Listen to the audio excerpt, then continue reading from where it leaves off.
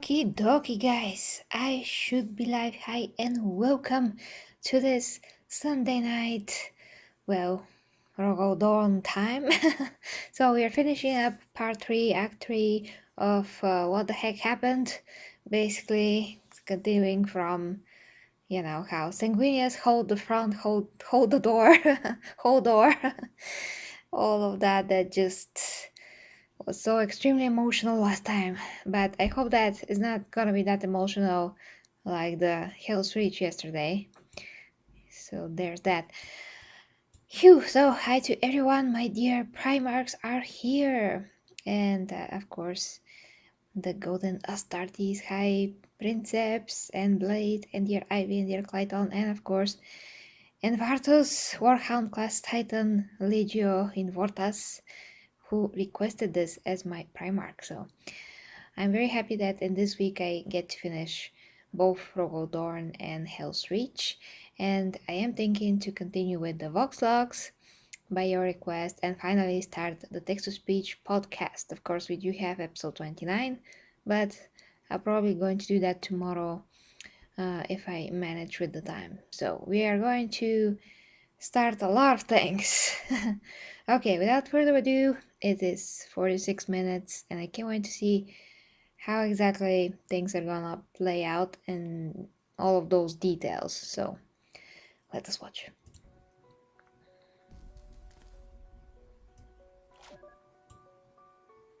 Welcome, gentle listener. I will assume you have watched the first 2 acts in this, my report on Rogal Dorn. If you have not, then I would gently encourage you to do so. Yep. But let us now continue with this tale. The tale of the Primarch of the 7th Legion, That's right. the Legio Astartes, the Praetorian of Terra, Rogal Dorn. Hey, tip, thanks. I'm flattered. It was soon after that the forces of chaos discerned something. The one thing they had dreaded more than anything else. The wolf, Leman Russ, the lion himself, El Johnson, and Gulliman, who commanded the largest legion, were finally arriving. Their ruse was up. Their time had elapsed. Their war was over.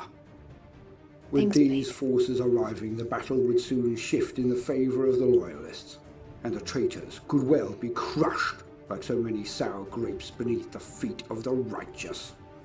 But those on Terra were woefully unaware of this. Horus kept their long-range Auspex scanners blind. The forces of chaos, those dark gods who had set this catastrophe in motion to slay their enemy, the one man they called the Anathema, the Emperor of Mankind. They surrounded Terra with such psychic force that even the Master of Mankind could not pierce their obfuscations and discern the impending return of his mighty sons and their legions. Horus had no choice. He made one last desperate toss of the dice. He challenged the Emperor. How did he do so from his flagship in high orbit, one might ask? Very simple, gentle listener. He dropped the shields that prevented the loyalists from teleporting up to his very decks. He made this move blatantly, so it could not possibly be missed by Rogal and his father, the Emperor. Again, the die was cast. The Emperor retreated from his war in the Webway and asked his oldest comrade, Malcador, to take his place on the Golden Throne. It was decided. The Emperor would take the field personally and end this insurrection the only way it could ever be done, by taking the head of the great betrayer with his own hand. Rogal and Sanguinius marshaled the greatest of their warriors, and the Emperor would take a selection of his custodian guard. They prepared to teleport themselves directly to the bridge of the flagship of the traitor, to appear on the bridge at the vengeful spirit. Rogal must have felt an itch in the back of his mind, a feeling of something amiss. He knew that something was wrong, for he was a Primarch. His father was present for one of the few times he had seen him in years, due to his labours in the webway, the warp, so he felt confident. But something was amiss. The angel moved differently, his bearing too sombre for one such as he, as if he were already resigned to something, his smile too warm, as if to say. But there was no time for analysis now. They were to assail the dragon in his lair. The forces of the Emperor strode to their teleportarum and amassed for the assault. Yep. It's going towards the very, very bad part.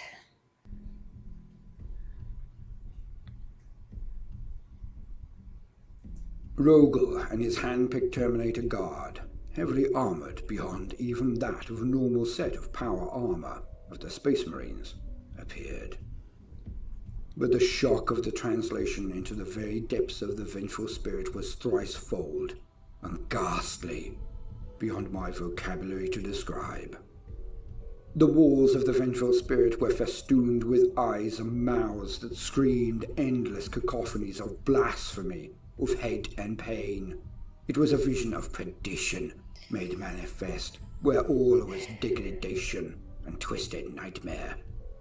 Any normal mortal's mind would have shattered, and they would have ripped out their own eyes from the horror they were subjected to just by viewing this infernal scene. Jesus. Rogal saw the future of the galaxy if Horus and his dark puppet masters won out. If there was ever vindication for his struggles, he had it now, aplenty.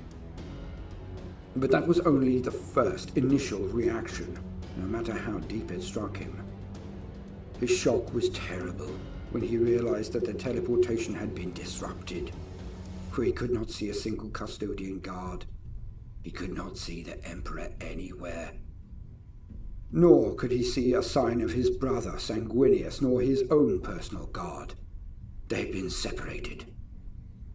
Dorn, the warrior within this man, was calm and got immediately to the work, as they were almost immediately assailed by endless throngs of perversions and traitors that were twisted beyond parody.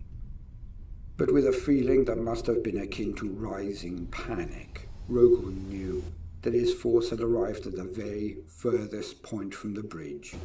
He would have to fight his way the entire length of this vessel to reach the bridge, and potentially his brother and father.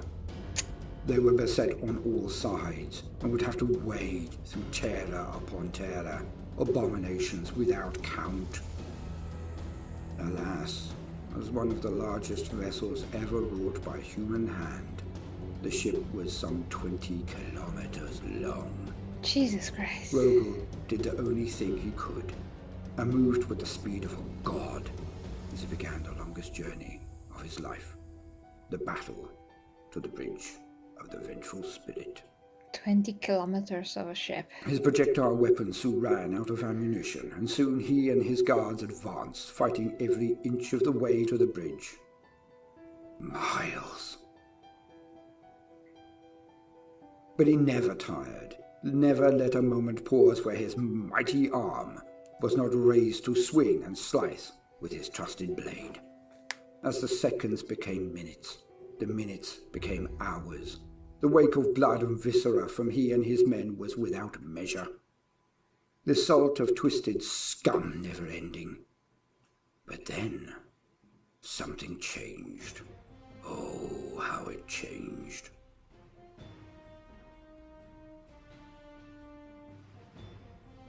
The very walls of the ship changed the pitch of their cacophony, and went from shouting blasphemies to a never-ending wail of lament. The figures who had beset them now fled and ran, screaming in terror and woe. Rogal, despite his fatigue, must have given an internal bellow of victory. For only one thing could have changed the passages and their denizens so. The Emperor must have done it. His father must have slain Horus. The War Master was bested. The dream would rise like a phoenix, and the world would be well and right again. They had won. Yeah, but... With a fleetness of foot that can only be attributed to joy. The way now clear, Rogal charged to the head of the ship to embrace his father and his brother. Joy. All of his efforts had not been in vain. The years, the young men and women in their millions and billions he had sent to their deaths against this outrage. The toil of an entire race had been worthwhile. Humanity had gazed into the very pit, the dark gods of the warp, of the worst that could ever be thrown at them, and had spat into evil's eye. A new dawn was about to begin. They had won. Yeah, but... Oh my gosh.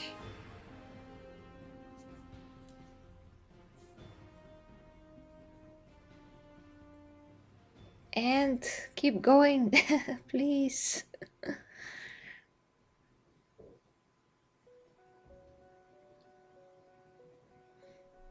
And so, gentle listener, we arrive at the moment, what I call the longest second.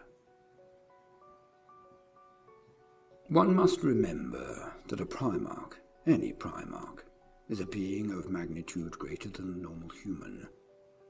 They had faculties almost beyond the scope of human understanding, could discern things that would be impossible for a normal mortal to discern. Sherlock Holmes or Poirot could take hours of meticulous study and dissection of a situation before coming to the conclusions that a Primarch would glean in a second. And thus, with this explanation done, let us progress to the moment I have been avoiding, forestalling. It is almost too difficult to narrate, no matter how many times I have tried to do so clearly. Let us see the longest second. I will now show you a picture that any Warhammer enthusiast, in fact, most people, will have seen in their lives, but never truly understood. For everyone thinks that they are looking into the bridge of the vengeful spirit. It is merely a painting, a description, but it is not. It is the heart of Warhammer, its soul. For what is shown is what Rogal Dorn was confronted with. So harsh, so terrible. For Rogal tore back the bulkhead and was confronted with it. And in that 1 second, the longest second, the part of this being, the man called Rogal, died. He died the worst way a man can ever die. He died of a broken heart. The image you see contains the figures of Horus, the Emperor, and Sanguinius. You may initially think that this cannot be, as the figures are standing and the Emperor seems to be about to confront his son, Horus. But give me your ear, and let me explain my reading of the content. For Rogal Dorn knew the fighting style, the capabilities and failings, the strengths and weaknesses of each individual therein contained.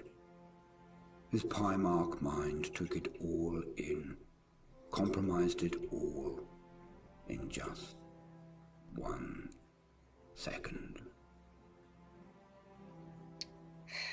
The wounds on each, the scars, the scuffs on the floor, the blasts on the walls. It painted a picture that a mere human cannot fathom. In that instant, Rogal not only saw the result of the confrontation, he would have played out every last swing of sword, every last gasp and grapple, every last action that had taken place in that room. He would know what happened, when, between whom, and how.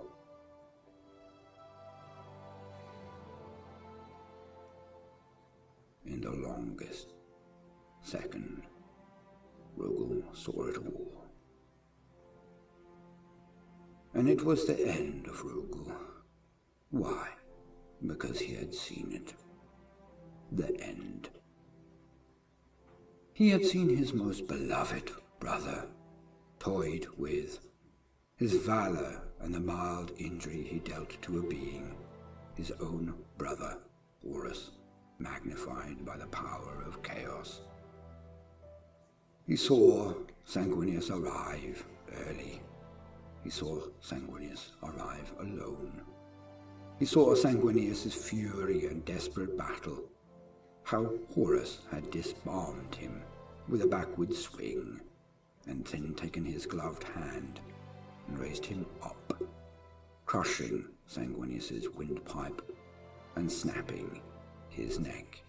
Jesus. Then his nonchalant tossing of the body of the angel onto the ground, like a refuse.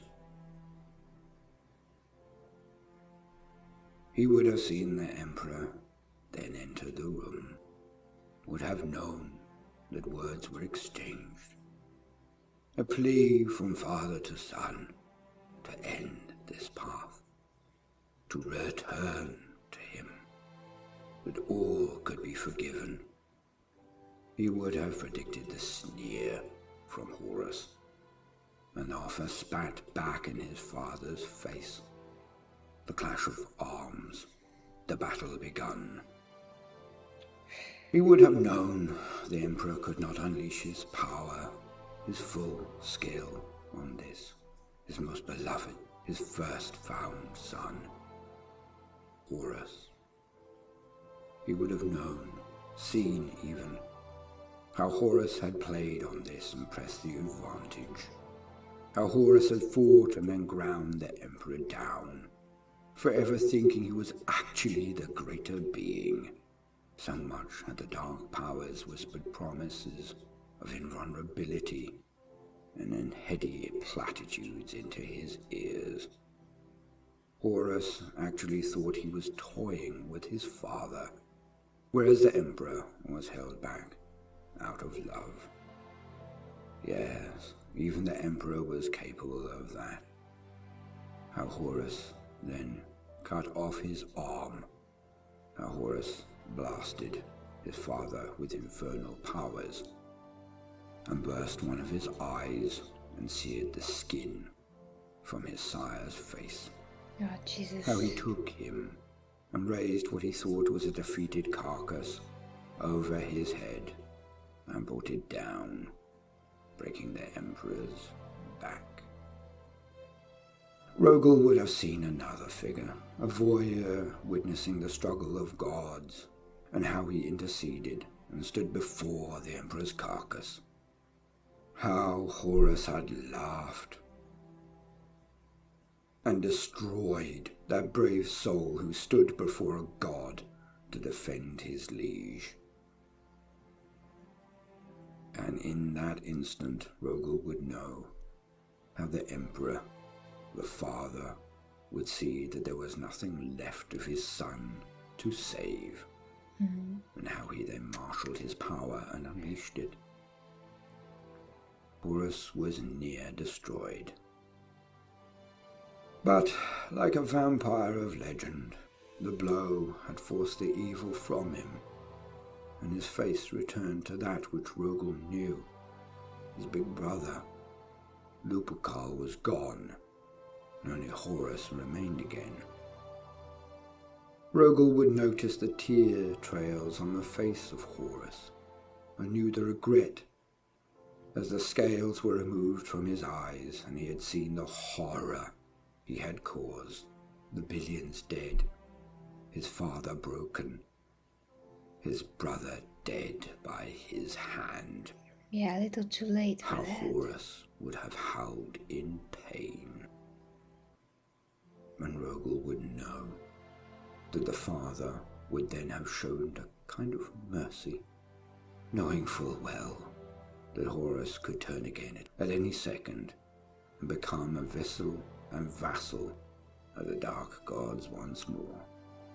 But also because he knew Horus so well. The Emperor knew him. The father knew that the son would never be able to forgive himself for the tyranny and pain he had brought to the world. So, as an act of prevention, yes, but more a last action of love. The Emperor again marshaled the last of his power and destroyed every last trace of the soul of Horus. Nothing would ever remain to be used again. Horus, his greatest and most loved son, was destroyed so thoroughly that nothing could ever be done to return him to plague the galaxy, nor to feel the weight of the pain of his actions ever again. Worse still for Rogal. Horus must have returned to the state of being that Rogal would have remembered so well. Would know the evil he was by the travesty of his armor and the surroundings and company he kept. But in that instant, Rogal would have gazed at Horus, the Horus he remembered, the uncorruptible Titan of hope and justice, but with no even hint of his soul remaining. Such a cruel vision. For now he could not be elated at the destruction of a twisted foe. He would have to mourn all over again the loss of his closest and respected big brother, all over again. Yet still there is more. I have stated before that from my reading of the lore that Rogal believed. He believed in the Crusade and the Emperor and the Imperium. He believed that his father had no choice in his action, and that the only way to save humanity was for him to take control directly, despite knowing he was revealing himself to the dark powers of the warp, and that they would never tire from their quest to destroy him. For they wished humanity be their plaything, and banquet for all time in perpetuity. Rogal believed more than any Primarch, but in this room he knew the Imperium died. For if any of the three people who were destroyed had lived, the dream of the Imperium could continue and be healed. The Emperor was its king, its architect and protector. Horus was its greatest warrior, and held the dream sacrosanct before his corruption, and truly understood the dream, and how to fight for it, and what it was for, the salvation of humanity. And Sanguinius, he was its very soul. He exemplified all that was best and brightest in humanity. He was the shining promise of the future. Sanguinius was the Imperium. He was the goal, so that one day all humans everywhere across the galaxy and beyond could be as he. Sanguinius was a promise made manifest. It was a result of the Crusade and the Imperium. Only Conrad was not present. Horus was to win the Imperium. Rogal was to build the Imperium.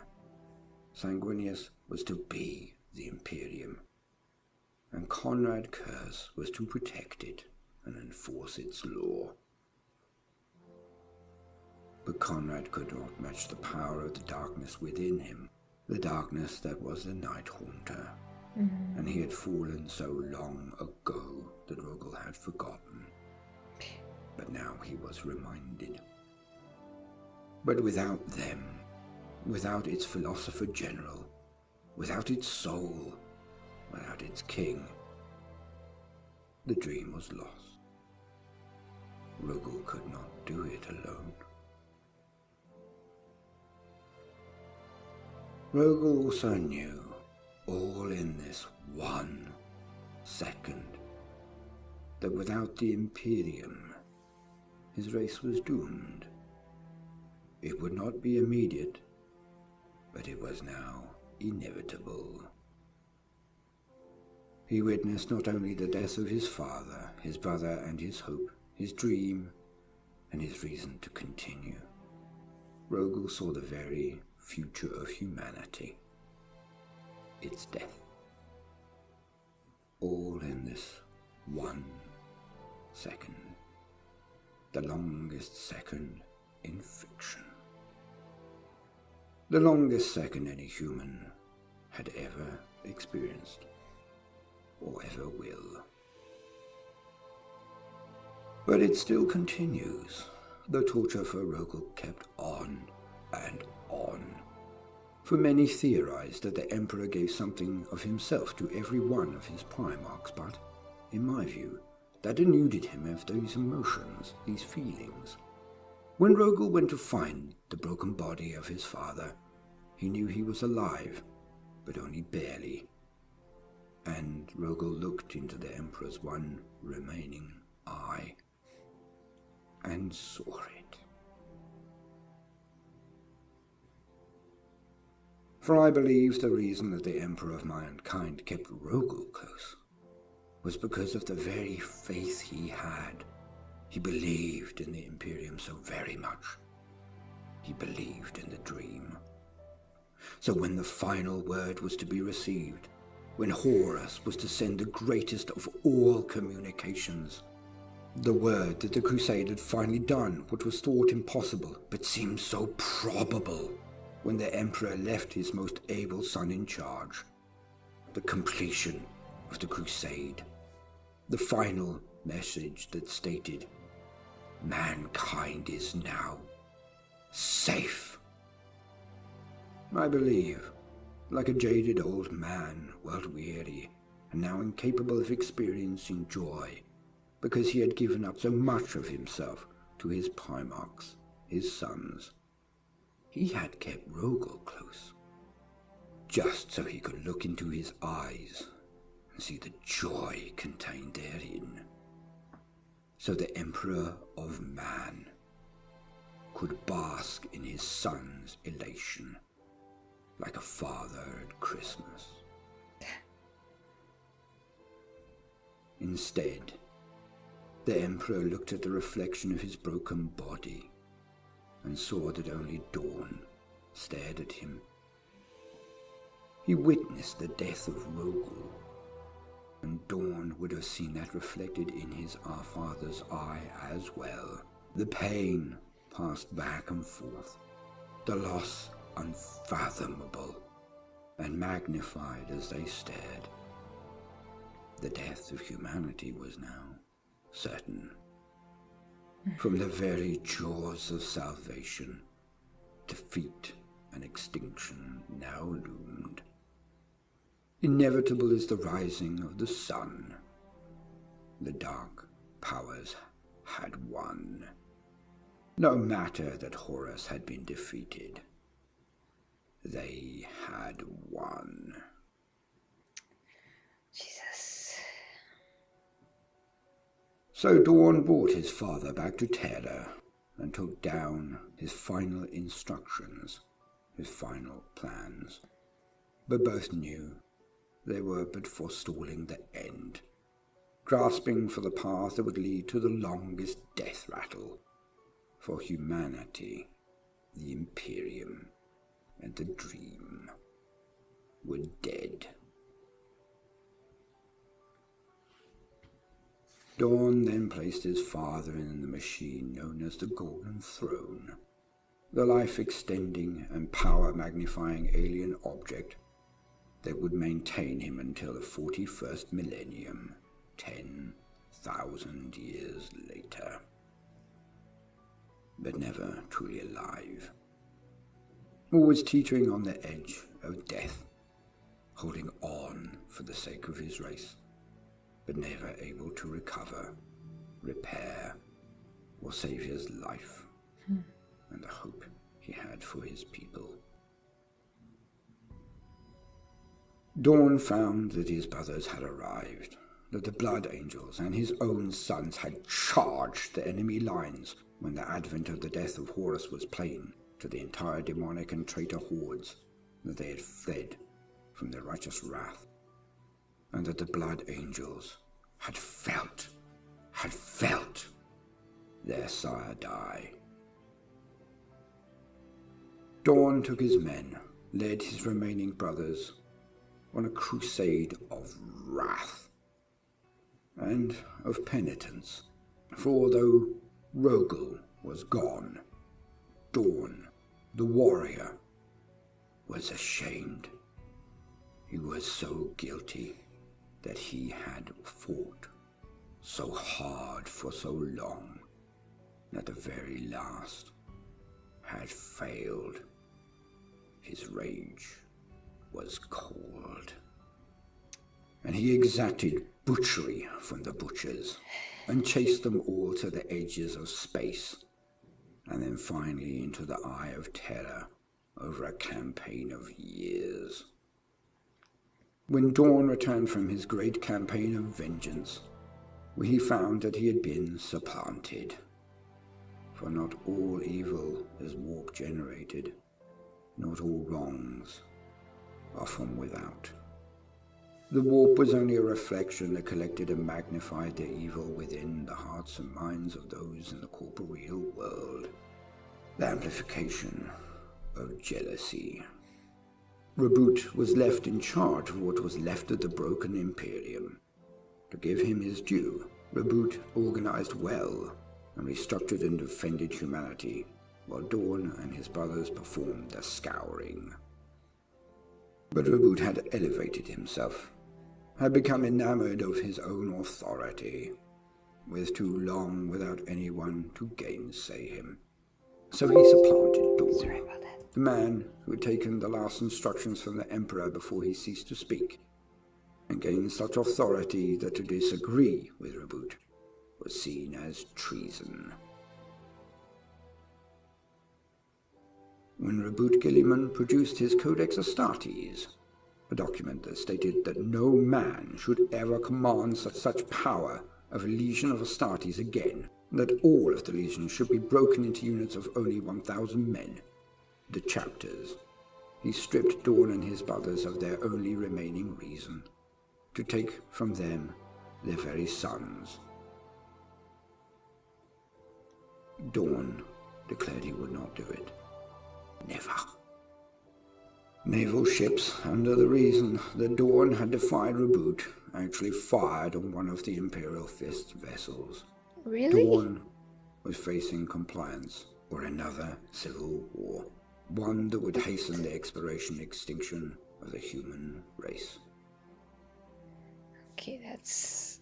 Dorn took really himself into ridiculous. seclusion and used an item only known as the Pain Glove to inflict untold pain on his body so that he could meditate in peace. Dorn came out of that meditation with a simple decision. His sons would not be parted from him and would not bow to Reboot Guilliman. So they had to be sacrificed. They had to undergo their own Pain Glove.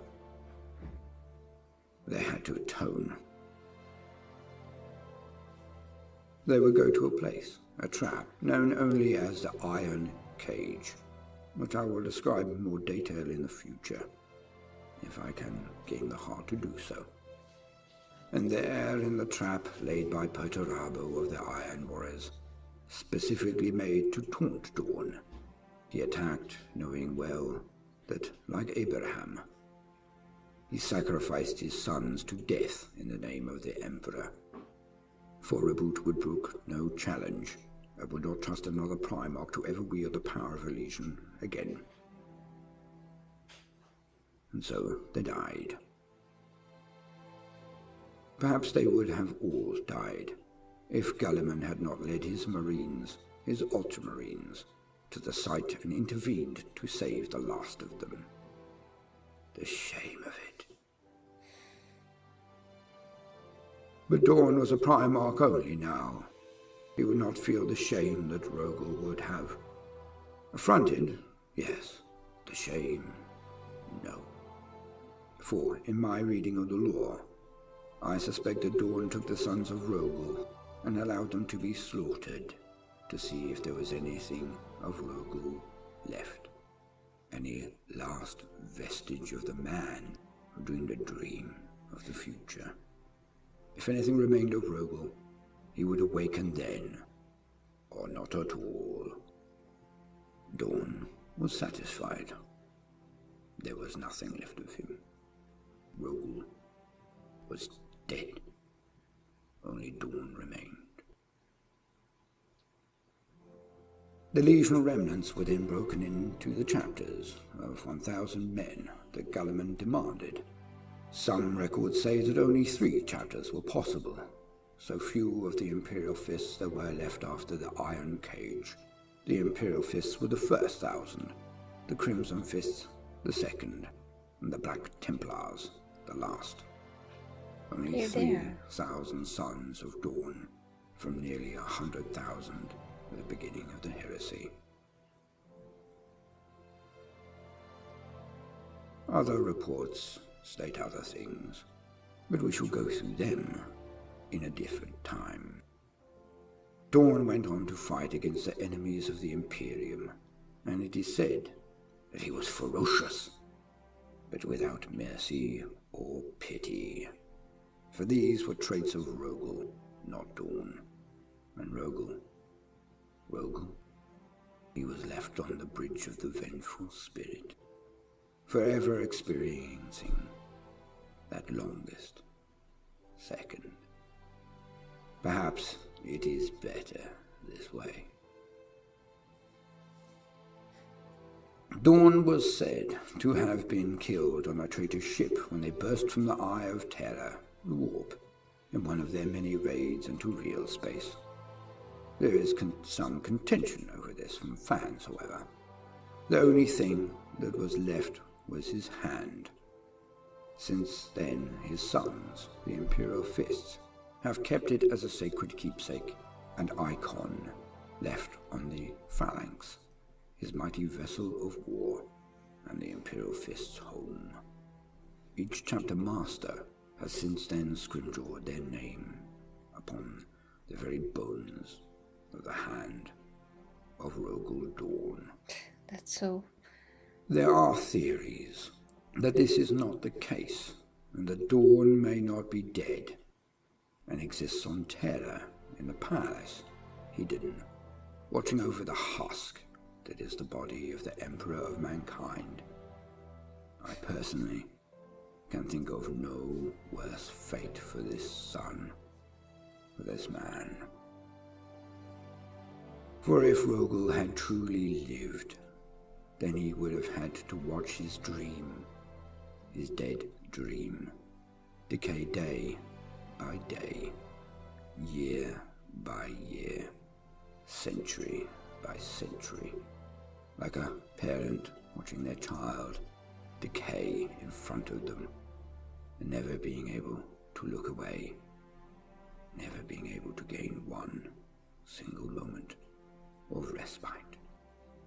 This theory I cannot bear for the legend, the hero, the man who fought so hard for so long, and nearly, so very nearly, prevailed against half of his brothers, those demigods, practically single-handed. It is too grimdark, even for me. So I hope Dorn did die on that vessel, fighting, despite the fact that it would have been suicide by chainsword, by the hand of his enemy. For Dorn would never be killed by the likes of them. I hope this with all my heart.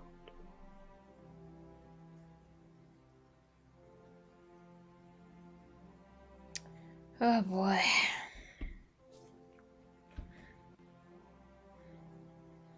I feel like I'm watching Princess Anastasia tale of tragedy.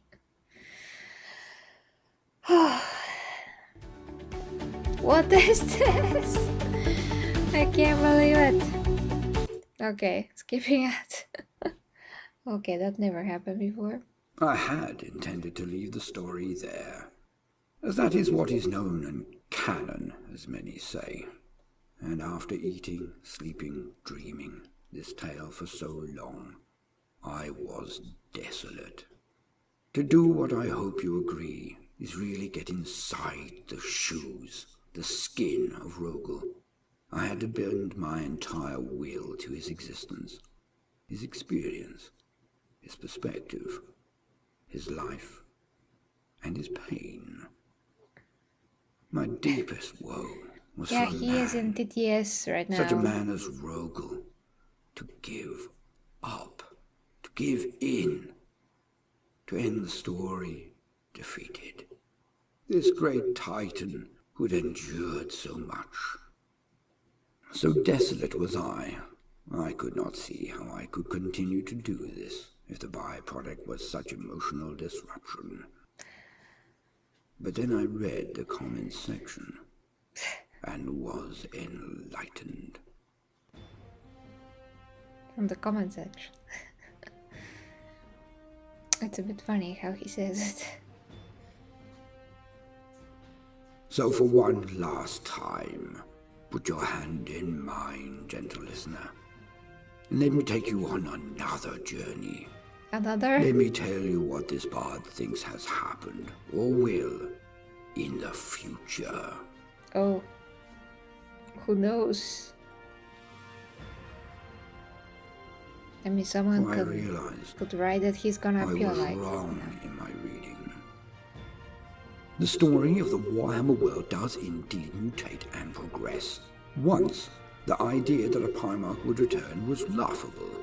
They were only background to add verve to the setting, but not so now. We have been told that they will all return in their own way, but comparatively soon. If this were the case, then how could this be managed? How could the Primarchs have been gone so long and done so little, while all of this time had passed? Then I took the one word, just one word, from a fellow fan called Selagin, Dina, and it all fell into place. They all The returned Corvus what? Corax went into the Eye of Terra. Jagatai went into the Webway. Vulcan appears to defeat the beast, but then inexplicably disappears again. Russ goes into the warp, and the lion sleeps. So much I still believe is true, but Reboot has returned. Dorn is reported dead, only his hand remaining. But what if? Just what if Black Library and Games Workshop intend to tell a different story for a new century? They have mentioned Reboot having a round table. The king lies crippled and dying and awaits a cure. How very Arthurian. What if Horus is not Satan, as some state? What if he is Mordred? What if Rogal was not Michael after all? What if he is Galahad? But what if Rogal is not dead? What if during the Pain Glove experience, his father contacted him and showed him he was not dead either, just crippled, as some state? What if Rogal still believes? Can anything stop this man when he believes? What if the master of mankind sent Rogal, his Galahad, the only Primarch left he could trust with this task? A quest, a way out, a cure. What if Rogal spoke to his brothers? What if they agreed that one of them had to remain to guard the Imperium? Reboot would be the choice, but he did not trust them.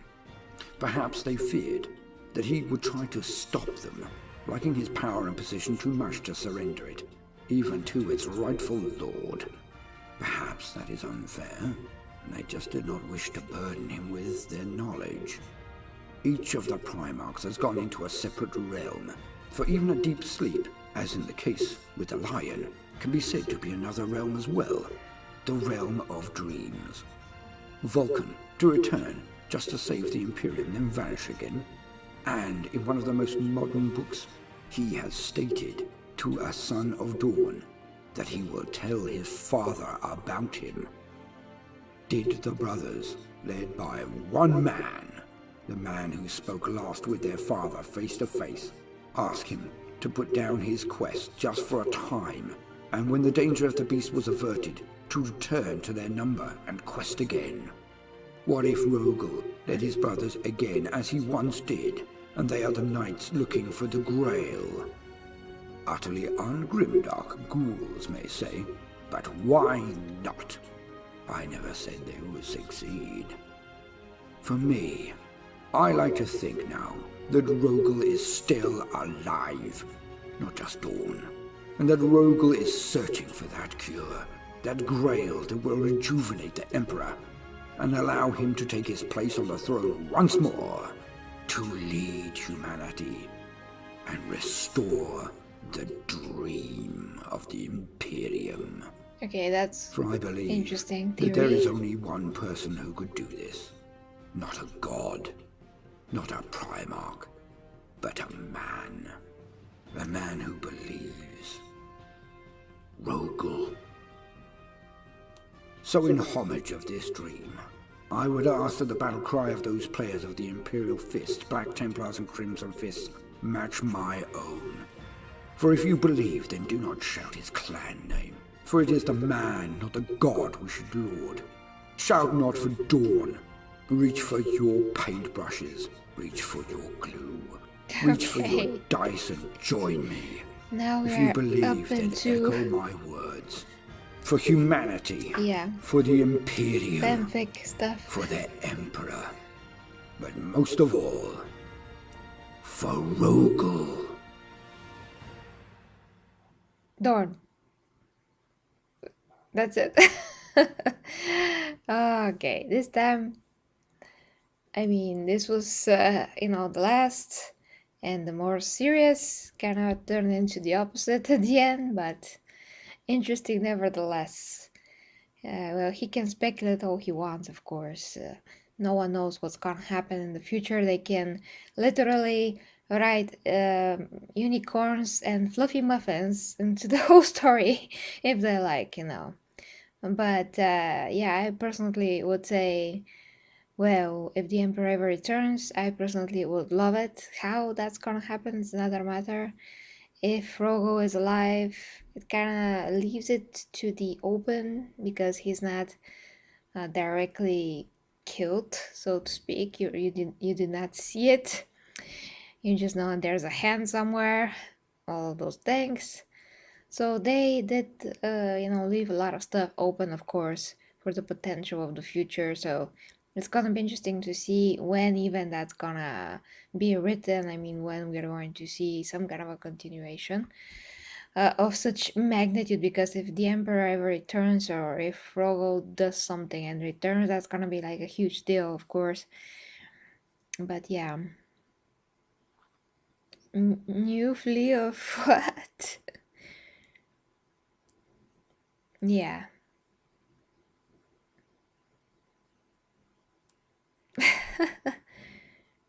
Yeah, he's gonna build a lot of things.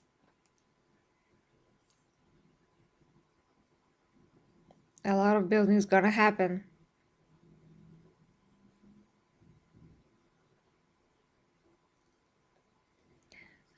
Well, we'll see, guys. We'll see. But I am very happy that I finished with the 3 parts, and through Rogal Dorn's perspective, it was interesting to see how things played out, and I understand how very very heavy that must have been for him, and all those things. It's just, yeah, it's a lot. It's a lot, and wow, such a storytelling. Yay! Wow, that's amazing line. That's amazing line. Yeah, we don't know anything. Yeah, yeah. I think it's gonna be great. Whatever happens, everybody are gonna lose their, you know what. So, guys, that's going to be from me for tonight. I hope that you enjoyed this week. We managed to cover so many things. So, continuing with TTS, like I've said, a lot of other stuff, Vox, the the Vox stuff, and of course the podcast. So, oh, and I'm going to do more things from the Wolf, like yesterday, whatever I hit as a very interesting topic. I think I already found one, but well, we'll see next week, guys. For now, I just wish you a great new week. And of course, Silent Kid and the Emperor. Oh, that's gonna be so interesting. Oh, yeah, Necron stuff. That's like in another realm of possibility, even. But yeah, guys, sleep well if you have my time, that is. And we see each other tomorrow, probably, if I don't decide to take a break. Probably not, but you're gonna know because I'm gonna try to announce the stream at least hour or two beforehand.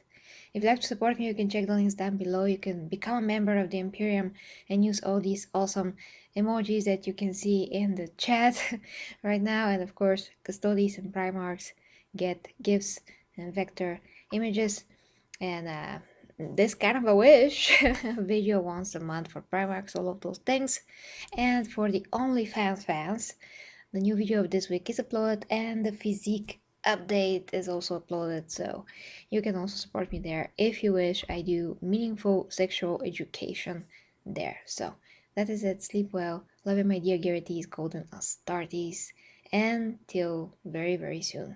Hope you enjoyed this series, and greetings to the Primarch who wished this, of course. uh, Enervatus, this was for you, but but of course for everybody that also enjoyed it, and I'm very happy that all of you did, as did I. So till next time, me Gear J, guys. Bye bye.